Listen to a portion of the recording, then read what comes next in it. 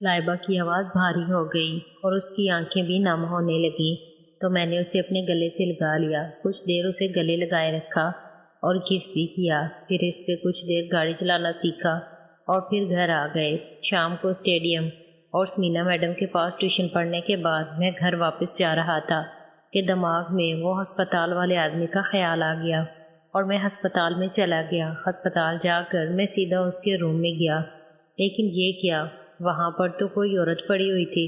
مجھے اس طرح روم میں دیکھ کر اس کے ساتھ والے مجھے گھور گھور کر دیکھنے لگے۔ شیرو، سوری، میں شاید غلط روم میں آ گیا۔ اتنا کہہ کر میں باہر نکل آیا۔ میں نے کمرہ نمبر چیک کیا تو وہ بالکل صحیح تھا۔ پھر غلطی کیسے ہو سکتی ہے؟ اگر یہ عورت یہاں ہے تو وہ آدمی کہاں گیا؟ چلو ڈاکٹر سے پتہ کرتا ہوں۔ میں ڈاکٹر روئی کے آفس میں گیا تو وہ بھی وہاں نہیں تھی۔ میں نے نرس سے پوچھا تو اس نے بتایا کہ ڈاکٹر کی شفٹ ختم ہو گئی تھی تو وہ گھر چلی گئی۔ پھر میں نے اس آدمی کے بارے میں پوچھا تو نرس نے بتایا کہ وہ آدمی بنا بتائے رات میں ہی نکل گیا۔ اس بات پر ڈاکٹر بھی ناراض ہیں کیونکہ پولیس کو اسے تفتیش کرنی تھی۔ اب یہ کیا چکر ہے؟ خیر، مجھے کیا، میرا کون سا اس سے کوئی لینا دینا تھا۔ میں وہاں سے واپس گھر چلا گیا۔ گھر جا کر دیکھا تو انکل بھی آ چکے تھے۔ شاید آنٹی نے ہی انہیں بلایا ہوگا۔ سب نے ساتھ میں ڈنر کیا اور پھر اپنے اپنے کمروں میں چلے گئے۔ میں بیڈ پر آرام سے لیٹا تھا کہ ناہیدہ باجی کا فون آ گیا۔ ناہیدہ باجی، تمہیں اپنے آپ خود سے کچھ یاد نہیں رہتا نا؟ شیرو، نہ سلام نہ دعا، سیدھا لڑائی۔ ناہیدہ باجی، تم ہو ہی اسی لائق۔ تم وعدہ کر کے گئے تھے کہ تم جلد ہی مجھے پیار کرو گے اور 2 دن ہو گئے تم نہیں آئے، یہی ہے تمہارا وعدہ؟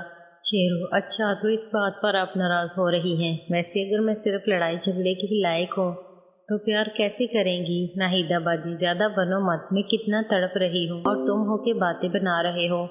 لگتا ہے تم مجھے پیار کرتے ہی نہیں۔ شیرو، پھر وہی بات، میں نے کہا تھا نا، ایسا پھر مت کہنا۔ ناہیدہ باجی، تو کیا کروں، میں تڑپ رہی ہوں اور تمہیں میرا خیال ہی نہیں۔ شیرو، آپ کا خیال نہ ہوتا تو اسی دن وہ سب کر دیتا اور اب تک سب کو پتہ چل گیا ہوتا کہ آپ کے ساتھ کیا ہوا ہے۔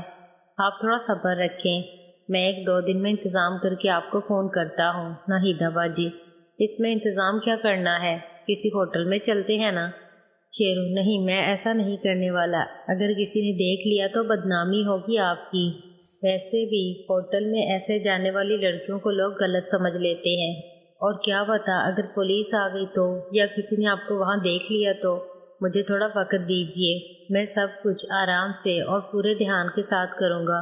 ناہیدہ باجی، جو بھی کرنا ہے جلدی کرو، اب مجھ سے انتظار نہیں ہوتا۔ جب سے تم نے وہاں پیار کیا ہے مجھے رات کو نیند ہی نہیں آتی۔ شیرو، اچھا تو اس کا مطلب آپ کی سہیلی پھر مجھ سے پیار کرنا چاہتی ہے؟ کہو تو ابھی آ جاؤں وہی پیار کرنے۔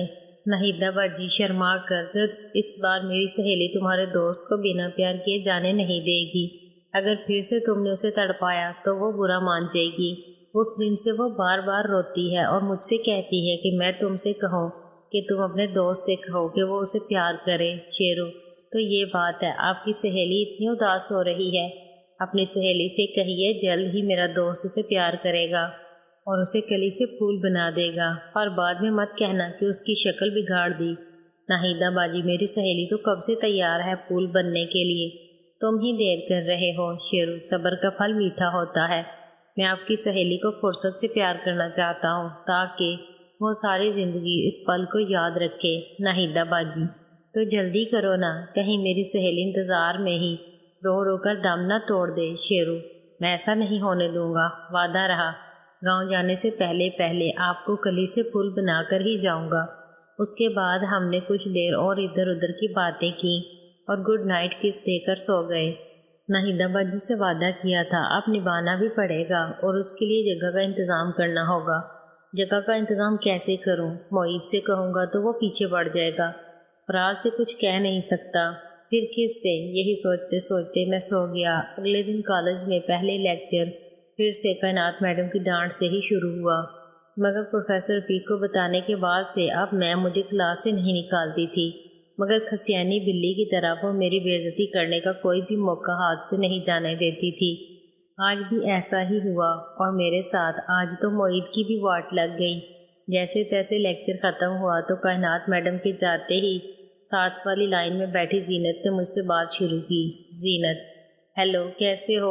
कल कहाँ रह गए थे? कैंटीन में भी नहीं थे, ग्राउंड में भी नहीं। शेरू, तो तुम कल मुझे ढूंढ रही थी, वैसे कोई काम था क्या? जीनत, बस ऐसे ही तुम नहीं थे और क्लास में भी बोर हो रही थी तो सोचा तुम कहीं बाहर बैठे होगे, बस इसीलिए ढूंढ रही थी। वैसे थे कहाँ तुम? शेरू, कल किसी काम से गया था मैं। जीनत, मुझे भी यही लगा इसलिए फ़ोन नहीं किया। वैसे आज क्या कर रहे हो शाम को? शेरू, तुम्हें बताया तो था, पहले स्टेडियम फिर ट्यूशन। जीनत, तुम छुट्टी नहीं करते क्या?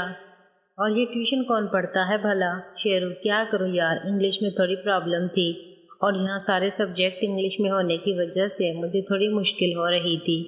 जीनत, ट्यूशन की क्या ज़रूरत है इसमें, तुम मेरे साथ पढ़ा करो, मैं तुम्हारी हेल्प करूँगी। शेरू, थैंक्स, लेकिन वो क्या है ना, मेरी एक बाजी इंग्लिश टीचर है तो उन्होंने इस सख्ती से बोला है कि मैं उनके पास आकर पढ़ूं और छुट्टी करता हूं तो वो नाराज़ हो जाती हैं।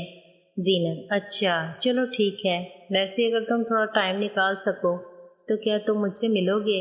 तुमने कहा था ना कि हम दोस्त हैं। मेरा और कोई दोस्त नहीं है, ना ही मुझे यहाँ कोई अच्छा लगता है, सब बनावटी हैं यहाँ, बस एक तुम ही हो जो सच्चे हो और मेरी तरह स्पोर्ट्स पर्सन हो। शेरू, मैं ज़रूर मिलूँगा किसी दिन टाइम निकाल कर। वैसे अगर कोई ख़ास काम हो तो बिना झिझक कह देना, तुम्हारे लिए बाजी का गुस्सा भी बर्दाश्त कर लूँगा।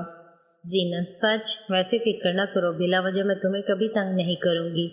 वैसे मैं शाम को प्रैक्टिस तो करती हूँ पर इसके अलावा कुछ नहीं, तो काफ़ी टाइम होता है मेरे पास, सोचा तुम्हारे साथ कहीं बाहर घूम आया करूँ। शेरू, मेरी क्लास में ये सब नहीं चलेगा। ये आवाज़ सुनते ही मुझे ख्याल आया कि समीना मैडम क्लास में आ चुकी हैं और मेरी तरफ ही देख रहे हैं। वो कब आई मुझे पता ही नहीं चला। मैं उनकी आवाज़ सुनते ही सीधा होकर बैठ गया। मैम ने और कुछ नहीं कहा लेकिन उनके चेहरे पर हल्का गुस्सा ज़रूर था। समीना मैडम का लेक्चर ख़त्म होते ही हम कैंटीन की तरफ चल दिए और जीनत भी हमारे साथ थी। जीनत तो अब हमारे ग्रुप में शामिल हो गई थी। कॉलेज से घर वापस आकर जब लंच से फ्री हुए तो मोईद अपने रूम में चला गया और मैं आंटी के साथ बैठ गया।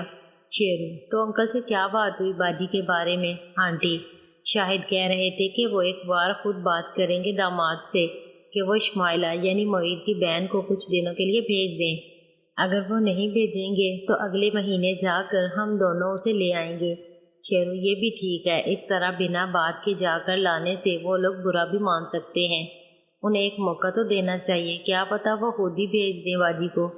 आंटी, ऐसा होता तो वो सिस्टर डे पर ना आ जाती, मैं तो आज ही जाने का बोल रही थी पर ये माने नहीं। शेरू, कोई बात नहीं, सब ठीक हो जाएगा, आप फिक्र मत करो आंटी, उम्मीद ही कर सकते हैं। शेरू, वैसे आंटी एक बात पूछनी थी आपसे। आंटी, पूछो शेरू। शेरू, अंकल उस दिन बता रहे थे कि आपका एक और घर भी है। आंटी, तुम्हें मोईद ने बताया नहीं? वो हमारा पहला घर है जहाँ पहले हम रहा करते थे, लेकिन वो दूसरे शहर में है। तुम क्यों पूछ रहे हो? शेरू,